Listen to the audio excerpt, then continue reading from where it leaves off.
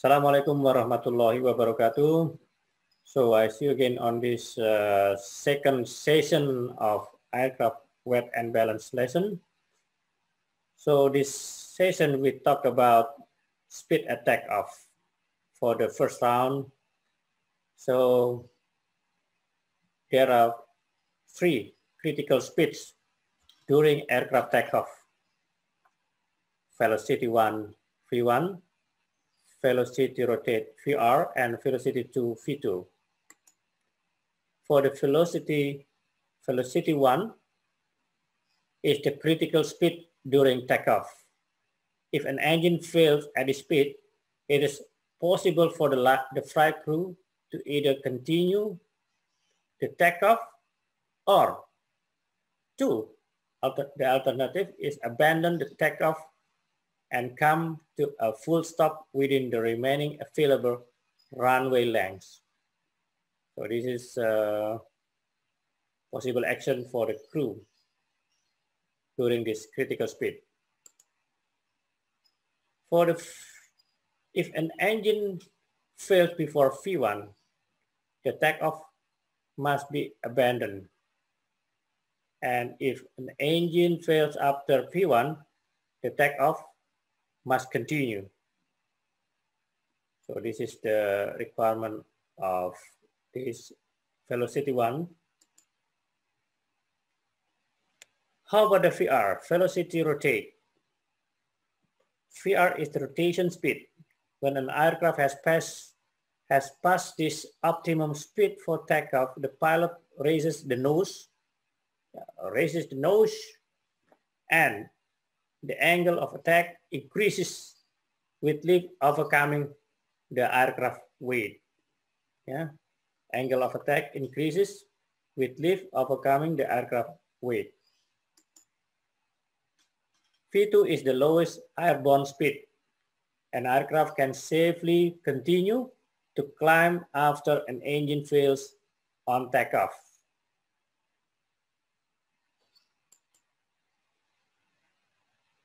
So this is the illustration of velocity 1, and then continue with velocity rotate and velocity 2. So as V1, VR, and V2 are the three most critical speeds during takeoff, the pilot must calculate where they will occur. The calculations are based upon the weight of the aircraft. And here, where are the most critical speed during aircraft takeoff? Of course, V1.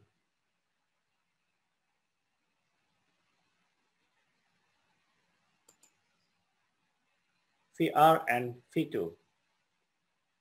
These three, of course, are critical. Engine failure speed.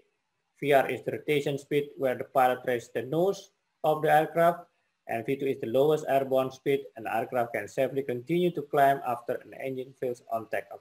So should be V1, VR, and V2. These three. This is the most critical speed. The aircraft takeoff performance. So this second round, we are talking about the aircraft takeoff performance. A number of conditions can affect aircraft takeoff performance, including temperature, altitude, wind speed, and direction.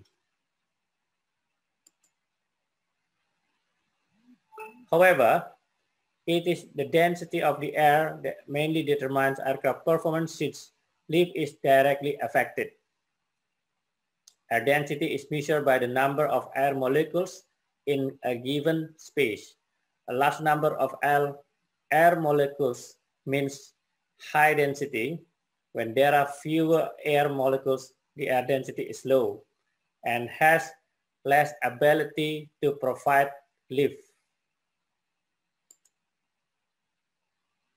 Air density is affected by two major factors. Two major factors is temperature and pressure. Temperature and pressure. air expands when heated.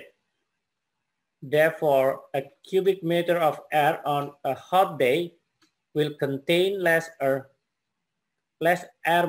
molecules than on a cool day. Yeah. So I repeat once again. Therefore, a cubic meter of air on a hot day will contain less air molecules than on a cool day. Fewer air molecules means lower air density and less ability to provide lift. Less ability to provide lift when air molecules is fewer, yeah. Also lower air density.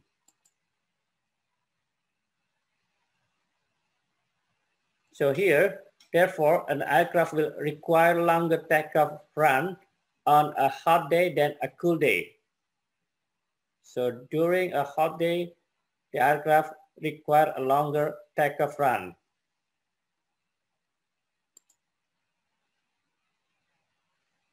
Air pressure also affects air density. Therefore, as pressure decreases with altitude, air density also decreases. Air pressure also affects air density. Therefore, as pressure decreases with altitude, air density also decreases. This is the reason why mountain climbers sometimes need oxygen, as there are less air molecules. Less air molecules, this one, yeah. Mountain climbers sometimes need oxygen.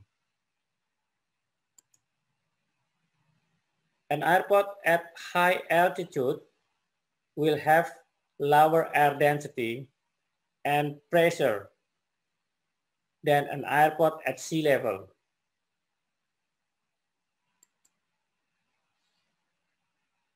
If weather conditions are the same, an aircraft at high altitude will require a longer takeoff run than at sea level.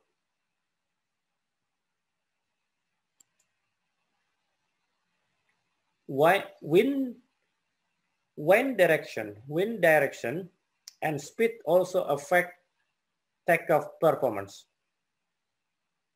A headwind shortens the takeoff run, while a tailwind lengthens it.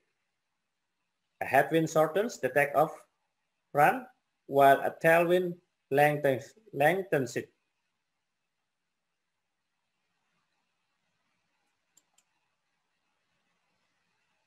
A reduction in aircraft control and takeoff performance makes a takeoff in a crosswind undesirable, and a downwind takeoff can be dangerous. Yeah, downwind takeoff can be dangerous. Also crosswind undesirable. Weight is also taken into consideration when calculating aircraft takeoff performance.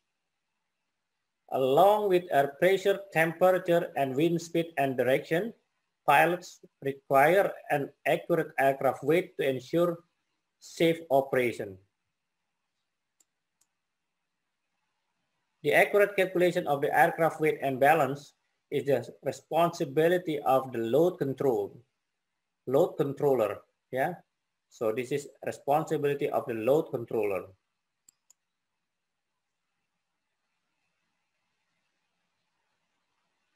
So the load controller must complete a load sheet and a trim sheet for every flight. Use these documents to inform the pilot of the weight and balance of the aircraft. You will learn how to complete a load sheet and a trim sheet later in the course. The pilot uses the information of the load sheet and trim sheet to calculate both the aircraft takeoff performance and the V1, VR, and V2 takeoff speeds. Air density is affected by altitude. Click and drag air density box to the correct picture. Okay. Low density. and high density.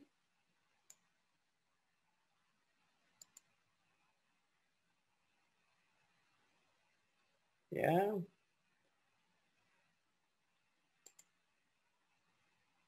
Accurate calculation of aircraft weight is the load controller. Yeah, she is responsible accurate calculation for the aircraft. Two documents must be completed by load control for every flight is the trim sheet and load sheet. Load sheet and the trim sheet. Load sheet first and trim sheet must be completed by the load controller and presented to the aircraft captain for every flight. Okay, so this is end of our lesson.